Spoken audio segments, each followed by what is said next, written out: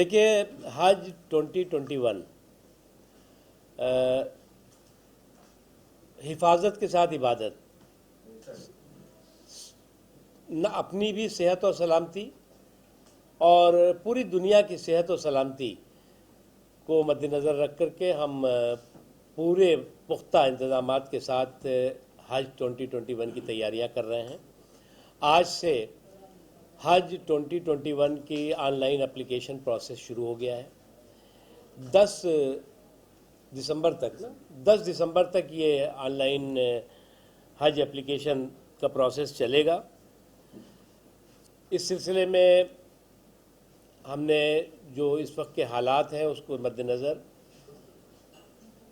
हज 2021 की तैयारियों के सिलसिले में कई हाई लेवल मीटिंग्स की, जिसमें अलग अलग मिनिस्ट्रीज़ के रिप्रेजेंटेटिव्स मौजूद थे जो हज से रिलेटेड है। हमारी पूरी कोशिश होगी कि जो भी इंटरनेशनल प्रोटोकॉल होगा, सऊदी अरब सरकार की जो गाइडलाइंस होंगी और गवर्नमेंट ऑफ इंडिया की जो गाइडलाइन होंगी, उसके मद्देनज़र हज 2021 की तमाम तैयारियां हमने शुरू की हैं और आगे भी हम उसको आगे बढ़ाएंगे। इस बार सिर्फ 10 एम्बार्केशन पॉइंट से जो हज यात्री हैं वो जा पाएंगे। ये एम्बार्केशन पॉइंट हैं अहमदाबाद, गुजरात, जहाँ से कि गुजरात के सभी जो हज यात्री हैं वो जाएंगे। बेंगलुरु से कर्नाटक के सभी हज यात्री हज यात्रा पर जाएंगे। कोची जो केरला में है, वहाँ लक्षद्वीप, पांडिचेरी, तमिलनाडु, अंडमान निकोबार के हज यात्री कोची से जाएंगे।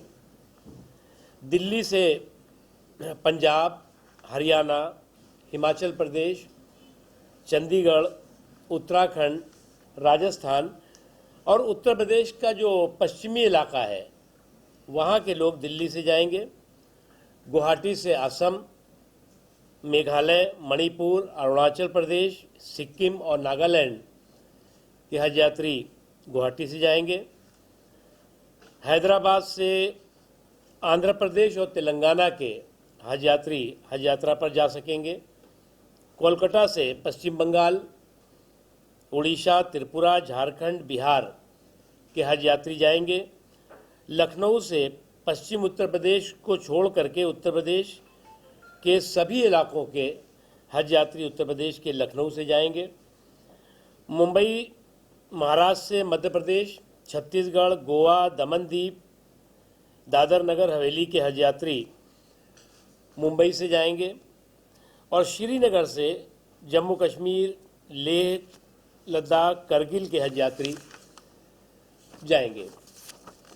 ये जो 21 एम्बार्केशन पॉइंट पिछली बार थे, जो इस वक्त 22 होने की उम्मीद थी, उसमें 10 एम्बार्केशन पॉइंट से ये कोरोना पैंडेमिक के मद्देनज़र 10 एम्बार्केशन पॉइंट से ही हज 2021 के हज यात्री जा सकेंगे।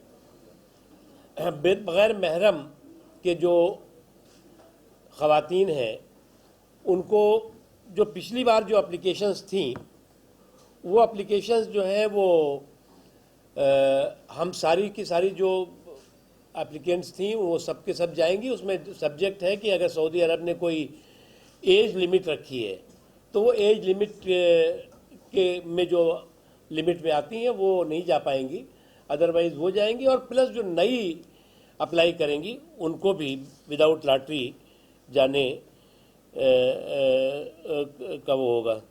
उसके अलावा जो विदाउट महरम जो महिलाएं अप्लाई करेंगी उनको जो 300 रुपीज़ रजिस्ट्रेशन फ़ीस होती थी वो भी रजिस्ट्रेशन फ़ीस भी नहीं देंगी। वो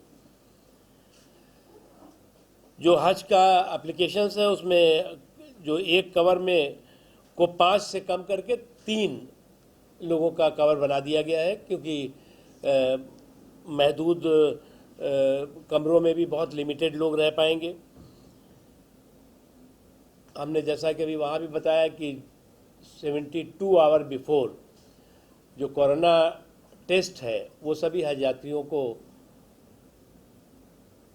कराना होगा, और तब तक वैक्सीन वगैरह आ जाती है तो वो वैक्सीन वगैरह के बारे में भी मिनिस्ट्री ऑफ हेल्थ के साथ हमारे ऑफिसर्स ने बातचीत की है, और वो वैक्सीन अगर तब तक आ जाती है तो वैक्सीन का भी व्यवस्था की जाएगी।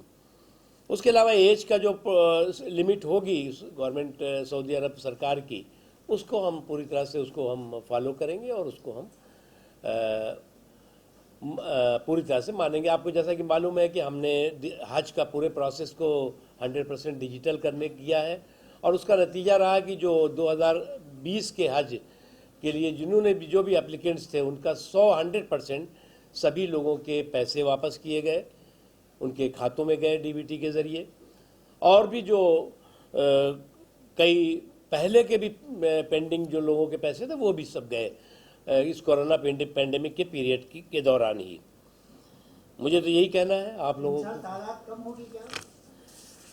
अभी बायलेटरल एग्रीमेंट होना बाकी है, डिपेंड करता है कि जो सऊदी सरकार और वहाँ के जो हालात हैं, नेचुरली प्रिकॉशन तो सबको लेना पड़ेगा, तो वो जो डिसाइड करेंगे उस जब बायलेटरल होगा तो पता लग जाएगा। गुज़िश्ता साल जिसने एप्लीकेशन दिया था उसका कंसीडर करेंगे इस साल?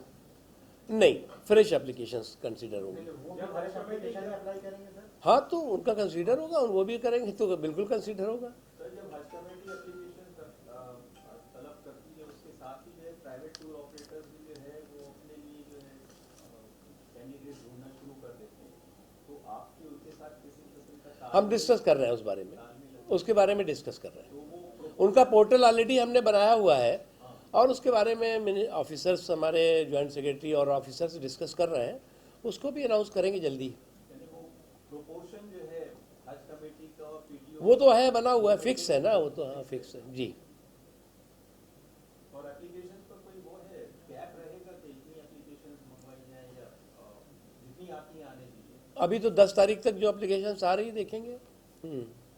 सर, ये पीटीओ वाले जितने हैं तकरीबन 80%, तकरीबन 60, 55, 70, 65 एज के होते हैं, जो टूर ऑपरेटर हैं, जो मालिक हैं, तो उनके लिए वीज़ा क्या होगा? तो एज अगर हो जाएगा तो तकलीफ हो जाएगी उनको। आपको मालिकों की चिंता है कि जो आज़मीन हज है उनकी चिंता है? डायरेक्ट ऑर्गेनाइजर है वो। चलिए, वो तो अब देखिए, जो प्रोटोकॉल सऊदी सरकार इस पैंडेमिक पीरियड में करेगी, हमें उसको 100% मानना है, और मानना हमारी रिस्पॉन्सिबिलिटी है। सर, ऐसा भी सुनने में आ रहा है कि हज महंगा होगा कोरोना की वजह से। हो सकता है कि हज 2021 पहले से काफ़ी महंगा भी हो, क्योंकि सभी चीज़ें, जैसे हमने कहा कि आप एकोमोडेशन में जो है वो कम लोग रहेंगे, ट्रांसपोर्टेशन में भी कम नंबर जा सकते हैं, तो हो सकता है महंगा हो। सऊदी अरब की कोई हिदायत आई है हज के सिलसिले में? अभी उम्रा वहाँ शुरू हुआ है, लेकिन सऊदी अरब की जो भी फाइनल जो भी वहाँ से हिदायत होगी, जो भी गाइडलाइन होगी, उस गाइडलाइन को हम पूरी तरह से फॉलो करेंगे। बाय सी जाने का इस साल होगा? भैया इस बार तो अभी तो बाई प्लेन जाने दीजिए, आपको कहीं जाना हो बाई सी तो बताइए। जी नहीं सर, उस दौरान जब इमिग्रेशन किया गया था तो आपने कहा था कि किराए को लेके जो है फ्लाइट और उसके मुकाबले में वो ज्यादा है, तो उसके लिए कि ये कोशिश की जा रही है कि कम हो। अब इस वक्त तो ये बात का तुक नहीं है यार। एक बात ये बताइए, क्योंकि बहुत सी हाजियों में इसका तशवीश है कि जो रिटर्न फाइल जो करना है टैक्स, वो क्या है, उस सिलसिले में हमने जो है वो क्या, उस सिलसिले में जो आईटी वाला इशू है ना, आईटी वाले इशू के सिलसिले में हमने फाइनेंस मिनिस्टर से बात करी, और लगातार हमारी मिनिस्ट्री और मिनिस्ट्री के ऑफिशियल्स और हमारी जॉइंट सेक्रेटरी फाइनेंस मिनिस्ट्री के ऑफिशियल्स के साथ लगातार कांटेक्ट में है, और काफ़ी हद तक उस सिलसिले में प्रोसेस आगे बढ़ा है। Wait and watch. मुतशना हो पाएंगे हाजी जाने वाले इस आईटी रिटर्न एप्लीकेशन? हमने कहा ना कि काफ़ी हद तक आगे बढ़ा है और पॉजिटिव रास्ते पे बढ़ रहा है। क्योंकि वो साल